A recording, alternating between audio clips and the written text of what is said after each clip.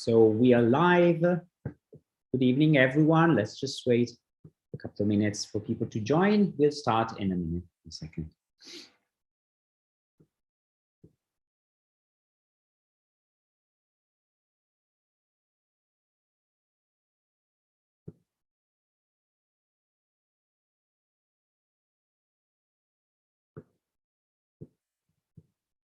Okay, I'll start. This is going to be recorded, so if anybody wants to catch up later, they will be able to do this by YouTube. So good evening, everyone, and welcome to this event from the Share IT meetup community. This is the third event that we're having.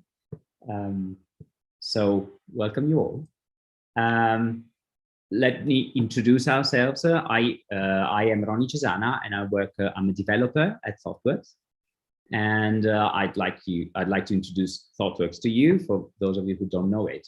So, ThoughtWorks is a global organization in the tech industry. We, as you can see in the slide, we are present in very many countries. We have 48 offices, a lot of employees. As you can see, the numbers are growing, constantly growing. And what do we do and why we're here today? So we have a passion for technology, and one of the ways that we work is by sharing. Sharing is really part of our culture. So you might know the name ThoughtWorks because of some of these books that you can see. These are all books written by thought workers, and people in ThoughtWorks are actually there's incentive to actually go and write and share our knowledge. Also, we publish the Technology Radar, which is our own view and an opinionated point of view on the technologies, the new technologies that we see in our engagement with our clients.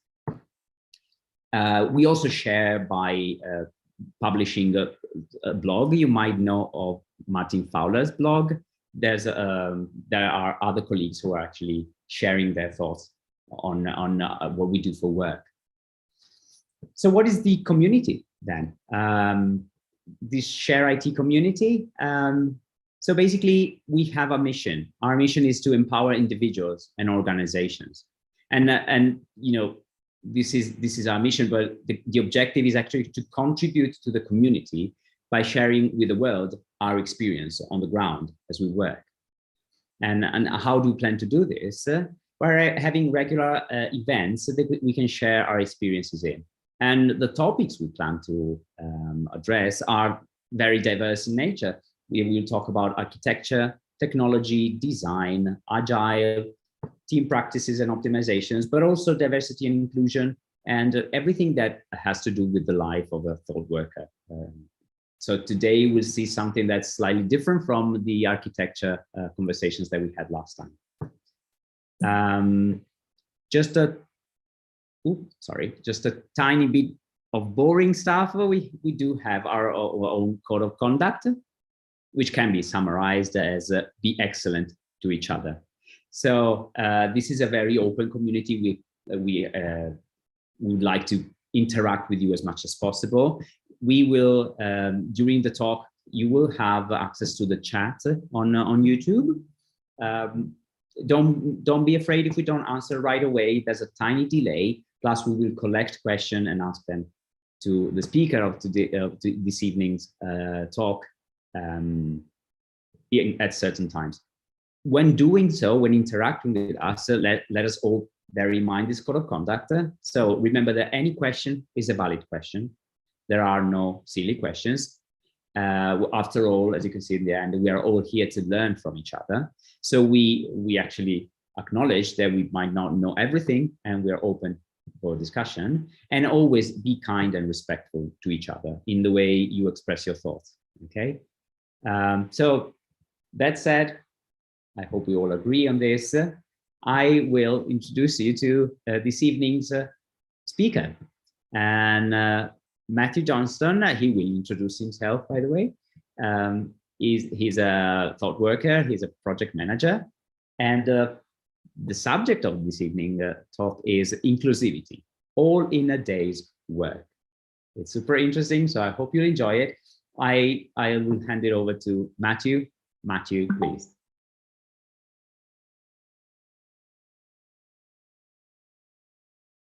Matthew, we cannot hear you. You're on mute. Not believed it. This is the basic rookie mistake that everybody does.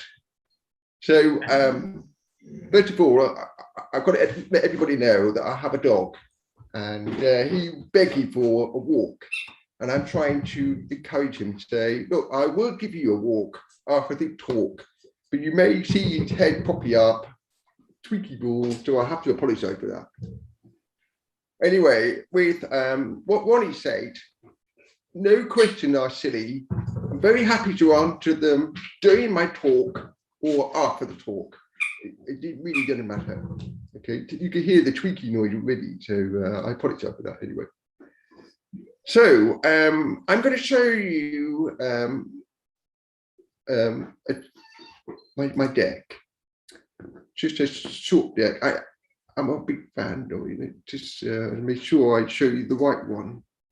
I have a terrible habit of showing you the different one, but let's hope this is the correct one. So I'm going to give it a shot. This right. So where am I? Oh dear.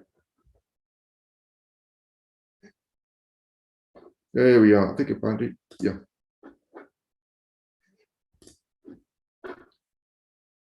Can you see it? Yeah, it looks like it's the right one. Great. Okay, that's good. So, including with all in the day's work. So, just to talk about a little bit about my disability. So you might hear that my voice is not perfect. So I'm profoundly deaf at birth.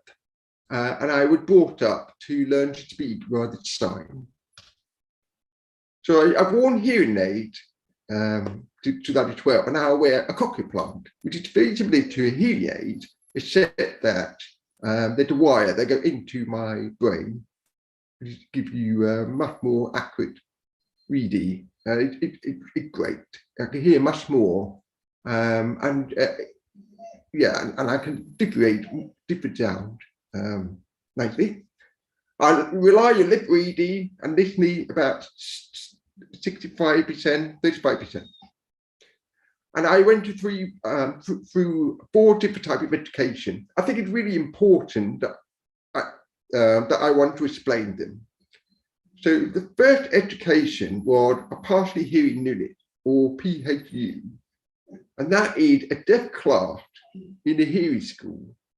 So the teacher would qualify to teach the children, the deaf children, but we were integrated with hearing children during the activity, which is great. And then I went to a hearing school, and I was the only deaf child, and that was hard. So I had to learn to speak for them to understand me. But I had extra tuition, I had extra speech lesson, extra homework, trying to keep up with everybody else. But I should say that was very, very hard, because academically I suffered. The only subject I was really good at was math, because it was written on the board, where English, geography, French, you name it, went over my head, or I had to read book. Then I went to a deaf school, a very, very good deaf school, from the age of 13 to 19. And that was fantastic. All the 200 people were deaf, which means I didn't feel any different. I felt normal. And that's why I want to touch base on this one, because I didn't feel different. I didn't feel left out. That is what inclusivity means. It means nobody is left out. Everybody feels normal. And that's really important. And then I went to university, and again, I was more or less the only deaf person there, doing almost back to square one. And I watched all program video with closed caption. And I know lots of people do, and I know lots of people who are not deaf watch them.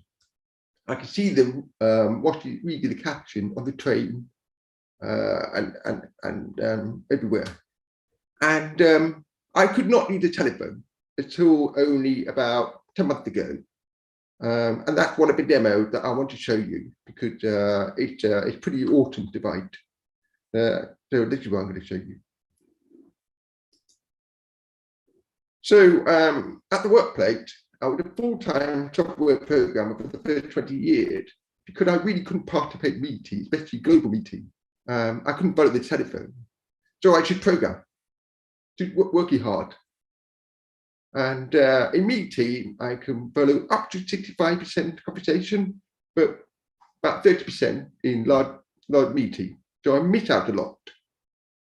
And the communication is key. Everybody knows how important communication is. And that limit my career opportunity until only recently. Technology had evolved over the years. Amazing.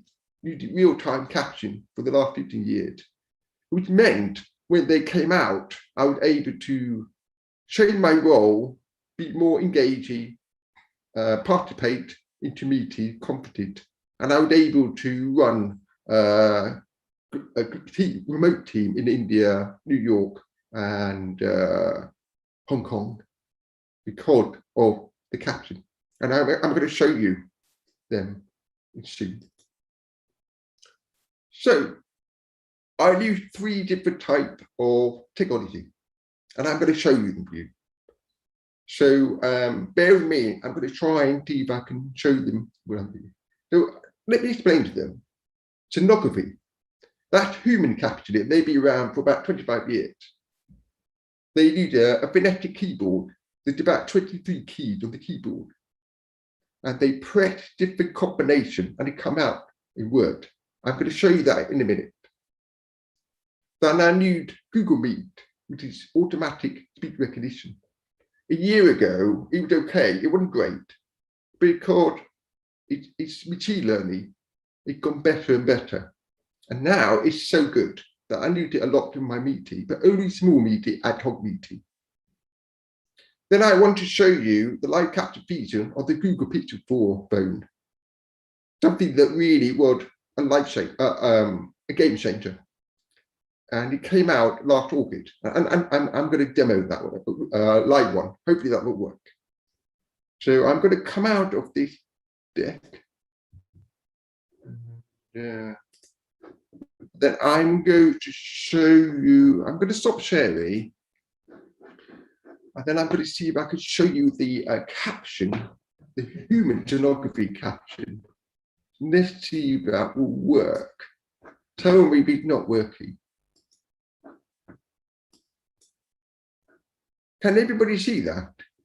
Hang on, I think Not it's yet. yes. Now, Yeah, you now can we see that can. now. Shall I make it bigger? No, I think you can read it. Yeah, I mean, if you can increase the font, but Can you read it? Oh, yes, we can. Interestingly. Yeah, okay. So when I'm talking, she types up what I'm saying, yeah? And she's also capturing other conversations in the room, right? She's capturing, so this is Vanessa. And Absolutely. she's capturing mine too, and Ronnie's. So this is human captioning. And you can see sometimes she type and then there could be say she goes back to correct it. And that is really accurate. It's so important. And I use them a lot, especially in large conference and in this meeting. When I need accurate caption to able to participate and dictate the meeting. Okay, so that's human captioning, and they've been around for a very long time. And because of them, I was able to develop my career about 15 years ago. Because, I was a programmer for 20 years, and it could have been, it could have been boring. I didn't want to be the story of my life, a programmer. Which, yeah, so I have them to thankful.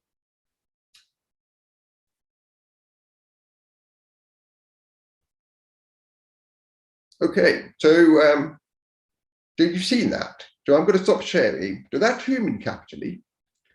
So thank you very much. You did beautiful captioning there. And stop showing that one. So come back to me. And now I'm going to show you Google Meet, which is automatic speech recognition. And see if I can find it. Okay, right. Let's see if I can share that now. And you have to tell me if I'm. Can you see that now? Yes, we can. Yes. Right. Can you see the caption? Did it need to be bigger? A little bit might be good, but I think it's still readable.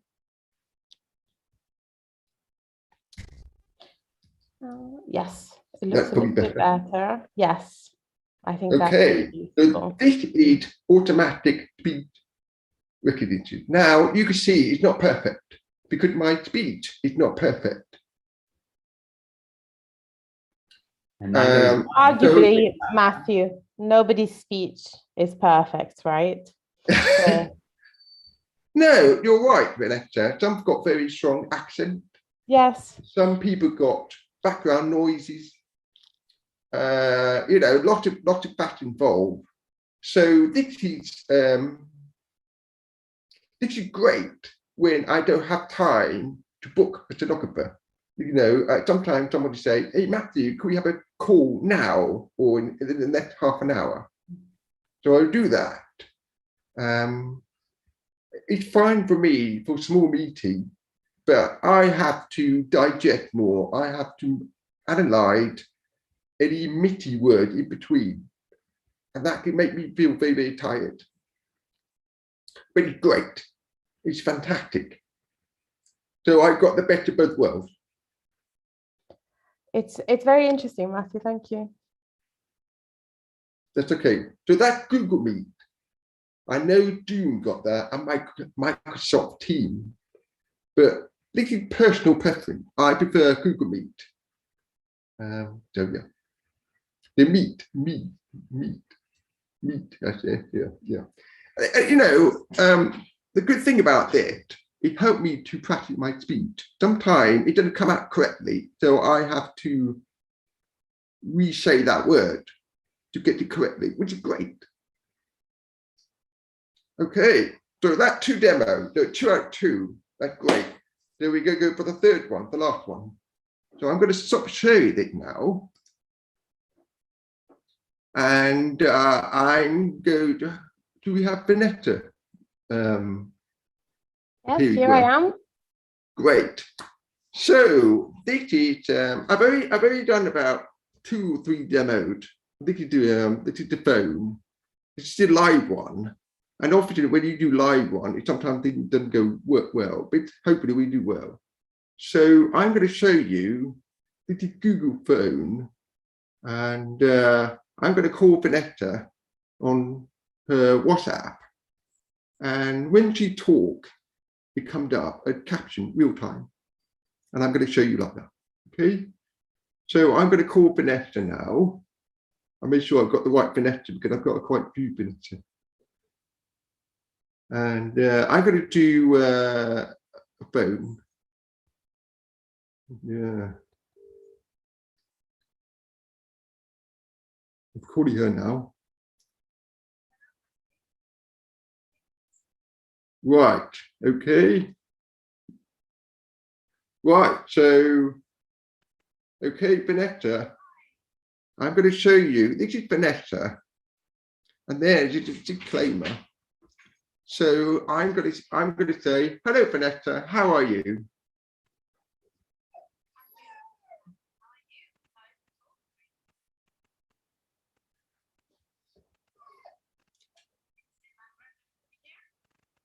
Yes. Yes.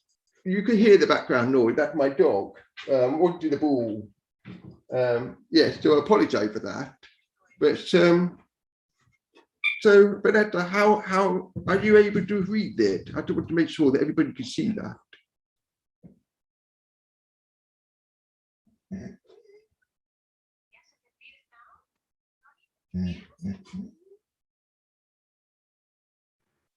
I can, yes. There's a little bit of glare, but we can definitely read that. Okay. Quite accurate, I would say. You can see it. Okay, it's pretty good. So that means I'm able to call my doctor, I'm able to call my builder, I'm able to call anybody. And it's just fantastic. It means that I can use the phone like everybody else. So Vanessa, where are you at the moment?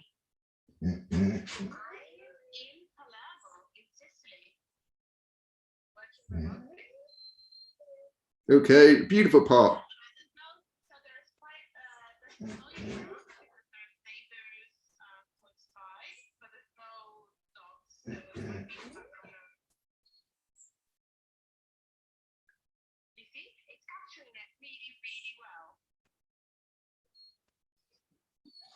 You did. Okay, so I think I'm going to stop here. I think everybody got the idea. So thank you very much, Vanessa. Bye. So thank you, Vanessa. So so that is a real game changer for me, and that's what inclusivity means. So the other thing about what is so important is I didn't have to do anything. I just bought the phone, I just turn on the feature, and that's it, which means there's no friction, i.e. I don't have to download an app. I don't have to configure with my phone. My mother, my grandmother, anybody can use it. That is important, really important. So it's amazing. And what is so good as well is that my partner would drive it to Thierry, and then she said to me, Matthew, can you make a phone call? And I went, sorry, you asked a dead person to make a phone call. And just because she trusts the technology, she knows that I was able to make a call. And I thought that was really cool. So I'm 56, and to be able to use the phone like everybody else, it's amazing. Never too late. So that's what I'm trying to say. This is a perfect example of inclusive technology without any friction. So that's it, and I'm going to go back to my deck, and I just want to show you a couple of slides. If you could bear that with me, please.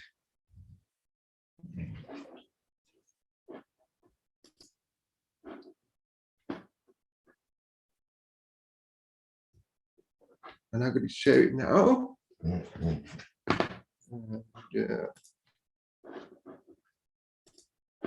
Can you see that now? Yeah, it's loading. Just a second. Yeah, you can see that. But, yeah. Okay. Sorry about that. My dog won the ball. So I'll play with the ball later, Justin. Okay. Okay. So I want to show you about. I want to tell you about key fact about accessibility.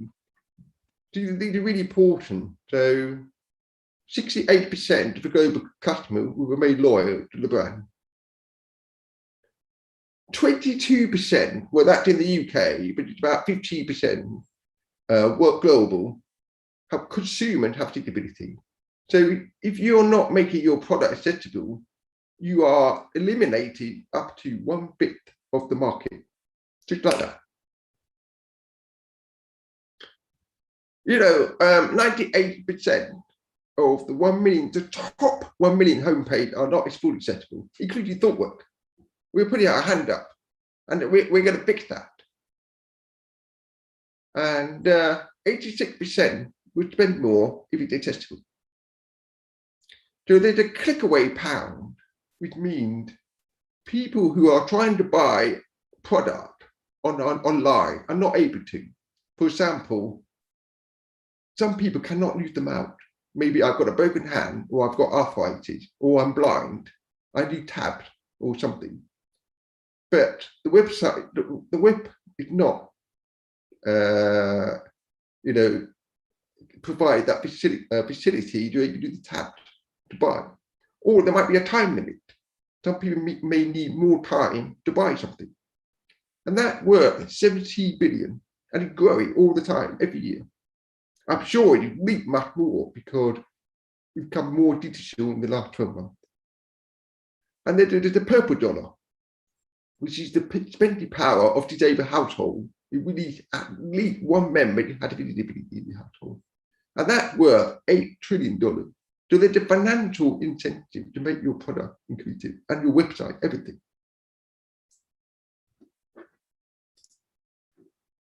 And what's the benefit for our client with ThoughtWorks? It's drive innovation. Very often when you think of a product that needs to be inclusive, you have to change something. And suddenly you become a much, much better product. And it stands out, and you differentiate yourself away from other product. Enhance brand, increase market share because that's 22%. You retain and build customer loyalty, and online become clean and easy to maintain because you've got to keep it simple. You can't make it too many noises. And because you keep it simple and make the color condition, it's great. So for example, ThoughtWorks, we rebranded, and we only have 8 accessible colors that we can only nude. These are the 8 colors that we have here. And that is great because I'm constrained to use 8 colors. Great. Keep it simple. I don't have to worry about different variation blue, different variation green, whatever. That's the green I've got to nude. And that's the blue I've got to nude, and so on. There are accessibility regulation. So in America, there's a new act had been called ADA, and now some of Americans are suing the company because they cannot access to their product or their online. So it's not in the UK yet, but it could happen one day. And of course, it creates morale. It just makes people feel good that their product surface is fully inclusive. This is the last slide. I don't know if you know about the Valuable 500, but there's a wonderful person called Caroline Casey. 2 years ago, she's blind, she's visually impaired herself, and she actually worked for a management consultancy pretending that she was not blind. And she worked for them for 10 years, and nobody knew that she was blind. I don't know how she did it, but she did. And then after 10 years, she left. She said, why am I pretending? Let's get it out. And she found out that a lot of companies say they are diversity and inclusive. But when they have disability, only 4% include disability on the agenda. That's not full D&I. Did you say, right, I'm going to create this Valuable 500 and I'm going to get the top 500 company to join me to put disability on their agenda. Slowly, she built it up. And then by the end of last year, there was a queue of companies want to join her because she said, I've only got 500. And everybody, about 200 companies, were banking for the last 50 places. And there's a big company out there, and we all are going to collaborate together how we can make the world more inclusive, especially the digital world. ThoughtWorks are very proud to be a member of the Valuable 500. And we are going to collaborate, work closely with a company, how we can make the world more inclusive. And that's it. That is all from me. I'm going to stop sharing. And I'm going to stop talking and welcome any questions. I don't know if there's any question, Vanessa. I am actually quite curious, Matthew, about the pandemic. Did you find that did the pandemic what kind of impact did the pandemic have on you? Did it make you feel more included, the fact that everybody else also had to use, technology to communicate, collaborate, or did it make working for you more complex, more difficult? It's both. I find the meeting much more inclusive. People are much more aware. People need more time. People need break. Because I do get tired. I'm like a battery.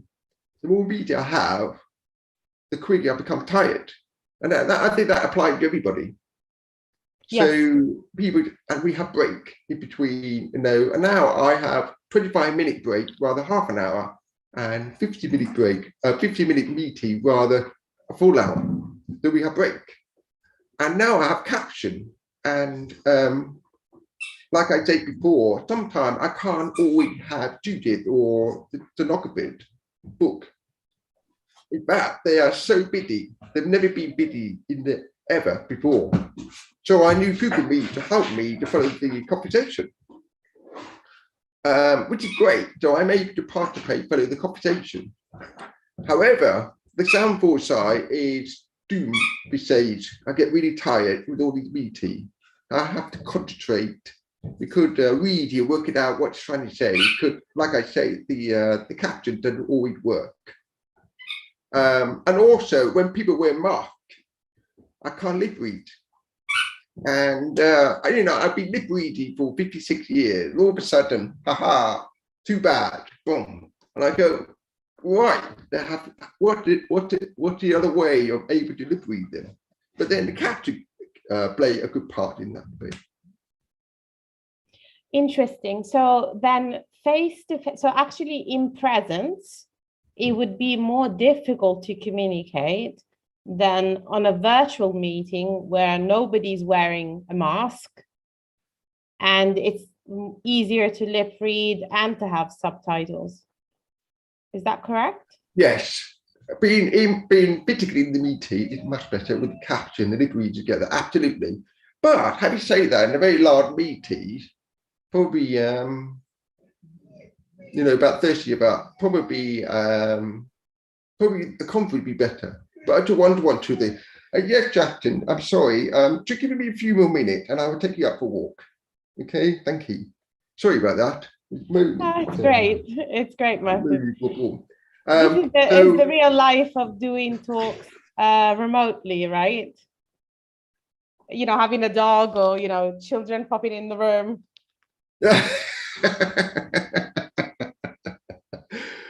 Yes, he tried to play the ball with me, but anyway, so we were going to say yes.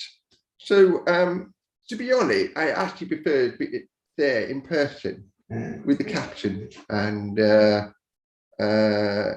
to read, because also body language is so important to me, and I can't read the body language in the conference. Okay. And sometimes people have very difficult background images, which is really difficult to read, or they are in front of a window, which make their face darker. And some of them twit off the video, so I have to focus what they're trying to say. And for me, the combination of lip reading, body language, and caption is so important. Yeah, you just have to adapt like everybody else. Matthew, during the pandemic, I quite a few times thought about, because we work together, for the public, and we went to meetings together, and Matthew would, ask a stenographer to be there. And I thought during the pandemic quite a few times when people were complaining about having to do everything via a computer, the fact that, Matthew Johnston has been doing that for years and for months working with me. And, I think it's interesting to actually see how technology has supported all of us instead of just, from specific circumstances. And the technology is incredible. I mean, the physical world, it can never be inclusive. You've got the mountain, you've got the sea, you've got pavement, lamppost, it can never be inclusive. But this digital world, the tech is mature. There's no excuse to make inclusive, and it's quite exciting. Yeah. should, it should make it more interesting. So when you develop your product to surface, think about accessibility. So think about it afterward. Think about at the beginning. You may think it costs more. You may think it takes time, but believe me, it's cheaper in the long run and it's quicker in the long run because there's nothing to add on afterward. Also, you explained quite nicely, Matthew, 22% of the population, right? It's a 22% of the market that you're cutting out otherwise. Yes. I'm going to shut the door because that dog can make too much noise. Mine just up. Sorry, right. That's it. I managed to get the dog out. He was playing with that tweaky ball. I apologize for that. Anyway, sorry. You say 22. The market. It's huge. It's huge. That to the UK. I think America is 26. India it's higher, but some of it's lower. But it's it's the largest diversity group of all like the LGBT, the Black, and and all the other minorities. Disability is larger, and yet it's been overlooked. I don't know why. People think it's too difficult or it's too expensive, but it's not. You're eliminating 22% of the market. Thank you for sharing this information with us, Matthew, and for and with the public. I have a very practical question, may I? So when you showed us Google Meet, and which is fairly accurate, I would say, you said it's also good feedback for you about the way you speak. When you are in meetings and you are actually using Google Meet, do you suggest that other people are also looking at the captions? Like if we two are having a conversation over Google Meet, you can see what I am, you can read what I am saying, but do I also have a feedback on how clear my talking is, being non-English native myself? Ronnie, you made a really good point. I encourage everybody to turn it on. Sometimes it doesn't appear because your legacy is not great, or you've got too much background noise going on. So if it doesn't come out well, then there's a very high chance that people can't hear you. Mm-hmm. So get a habit, just turn it on. And it's quite off-putty, really, what you're saying, but you get into it. And also one minor point is I can, to some extent, relate to what you're saying about lip reading, because I remember when I moved to England, my English was terrible, and I had trouble understanding what people were saying. But in person, I could try. I was helped by the lips, and over the phone, to me, it was a big drama because I just had to rely on sound, which wasn't good enough for me. So I remember that, and it was like a little bit of a trauma every time I had to pick up my phone. But now it's improved over the course of time, of course. And you probably rely on body language as well. You do, absolutely, yeah. So yeah, especially in Italy, we use our hands for everything. So there you go. Okay. So my passion, my future is have everything captioned in public venue everywhere, and I'm going to be very proud to say that I don't know if anybody knows Lord Cricket, but I'm sure most people heard of cricket sport. But there's a venue called Lord in England, in London, which is a very beautiful venue. It's the home ground of cricket. And 3 years ago, I saw a game, England against India. It's a very big game. And in cricket, it only play when the sun is shining, which is great. I mean, the Italians love the sun, of course. And it stopped. It didn't rain. It stopped. Everybody went back to the changing room. And there was an announcement. And I thought, what happened? I asked someone next to me, say, and you say, I don't know. I asked another person, I don't know. And I thought, if only they could put caption on the big screen in the venue.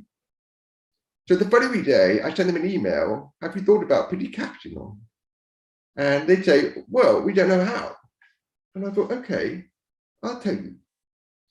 And 3 years later, I went to a cricket game. They invited me to watch the England game in June, and they've got caption on. How cool is that? How cool is that? That is amazing, Matthew. It's amazing. Yeah. So I've written a blog, and I'm waiting for them to approve, and then I'm going to show to the other venues, say, if cricket law can do that, you can do it. And and the whole thing be included, because in the UK alone, there's 11 million people with hard of hearing, deaf and hard of hearing, and there are 10 million people first language not native English. So that's 21 million, and that's 1/3 of the population. And very often the games are watched by international spectators. So everybody benefits from the caption.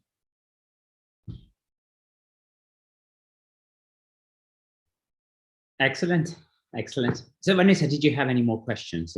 Yes, so there is a question in the chat from Maria Krestiva. I hope I pronounced it correctly. And she asks, what are some strategies or tools you use to test code for accessibility? I don't know if any of us has an answer for that. There are a lot of free tools called like WebEx for online. You can download and you can run it on your browser.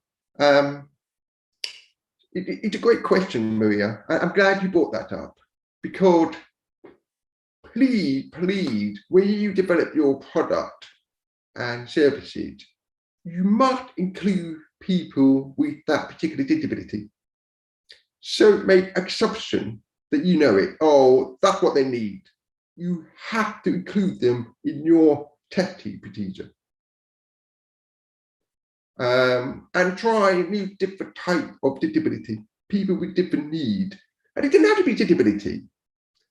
So there are 3 different types to think about. So it could be a baby, it could be a mother with a baby, or someone with a broken arm or a broken hand. I've broken my hand, I can't use the mouse. It's temporary or situational. Situational is carry a baby or something like that. And so it's really important that if you want to be really make your product inclusive, think right at the start. And when you do iteration, get the real people with different disability. Don't make exceptions. There are free tools out there which you can use, but they're not 100%, but they are good guidance. You could just run it and it just tell you whether your website is good or not. And it will explain you where things are not quite right. But thanks for bringing it up, Maria.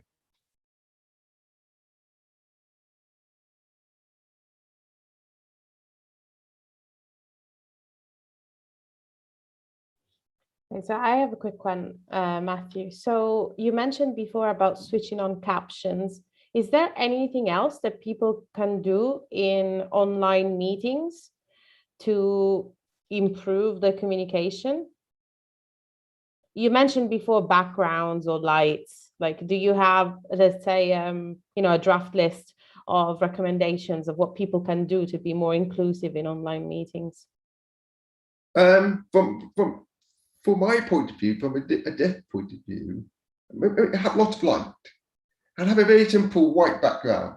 That's why I have a white background. It's very simple. No distraction. It's very boring, but there's no distraction. And I know some people have background because they have they're in the bedroom and they don't want to show their bed or something. I understand that, but be conscious of that. Don't make it too busy and too noisy. And don't put yourself in front of a window. You could the window is lighter, we make shadows on your face. They're really hard. In a meeting, very often, I mean, I should have done that. Give a little description about yourself. Just say, just say, hi, I'm Matthew, and I have brown eye. I'm wearing a blue shirt.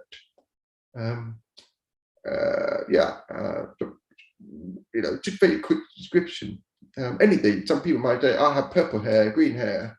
It's just nice to give everybody a visual description about yourself, to make them inclusive.